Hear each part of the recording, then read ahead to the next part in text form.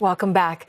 Singapore's outgoing Defence Minister Eng Hen says it is unrealistic to expect the island state to change the world amid rising geopolitical tensions, but it can contribute by staying relevant as an honest, sensitive and respectful voice. Dr. Eng is stepping down after 24 years in politics. Now, in a wide-ranging interview with local media, he also has some advice for the country's next generation of leaders. Jeraldine Yap with more. Ahead of his retirement, outgoing Defence Minister Eng Hen shared his thoughts and advice on how Singapore should navigate an increasingly turbulent geopolitical environment. Dr. Eng, who's been described as Singapore's chief defence diplomat, says Singapore cannot balance between the big powers, but it can help find common ground. External trade is 3 times our GDP or more. We should be likened to a shop in an MRT station. Once the trains stop or reduces in frequency, you're in trouble. As long as the trains keep going back and forth, I think we can make a living, and a good one. Once people decide that they're going to divert or use other tracks or bypass the station or are not allowed to stop at your station or reroute it elsewhere,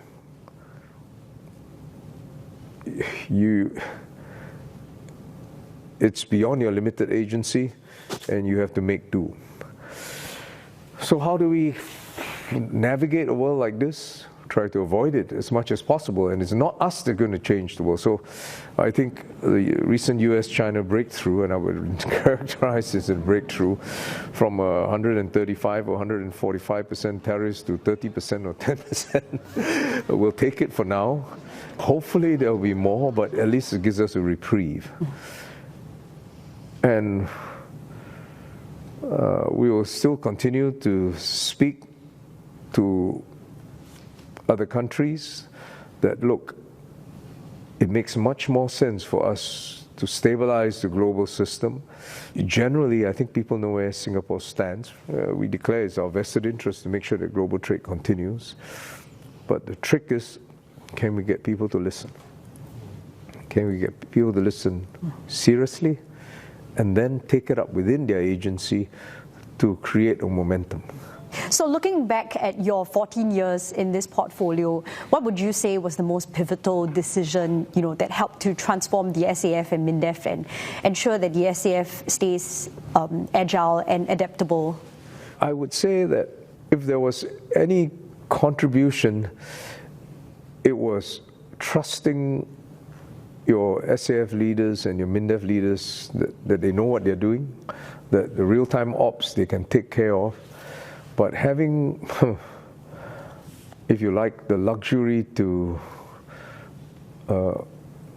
scenario plan within your own mind, to sometimes pontificate, sometimes to deal with counterfactuals, sometimes to deal with things that people in operations really don't have time to think. So, I'll give you an example. And this was sometime back in the Munich Security Conference, where even just this concept of hybrid warfare was brought up. So in that exchange of ideas, you're more likely to get it from the political level, and of course your military leaders are also exposed to them, but they have their real operations to deal with.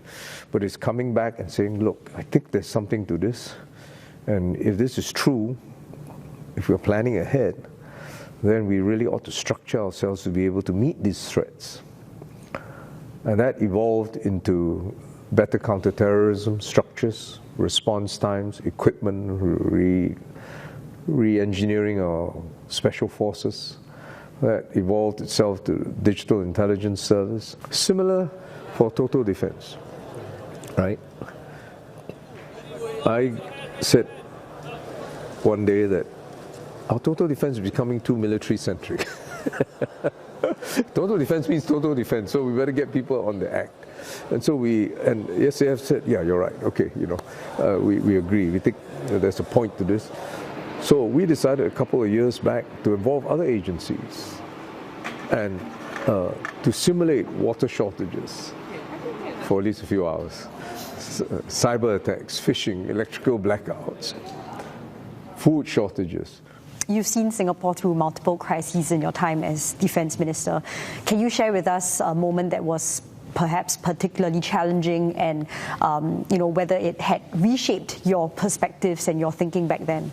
When I took over in 2011, following that there was a spate of accidents, you remember.